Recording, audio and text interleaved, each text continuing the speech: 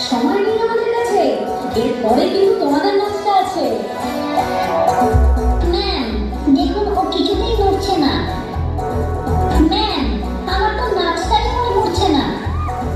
Ma'am, toilet, মায়ের কাছে যাব। ও যদি মায়ের কাছে যায় তাহলে আমি টিফিন খাবো। এদের নিয়ে আমি কি করবো এখন? হায় কপাল, হয়ে গেল সব গোলমাল।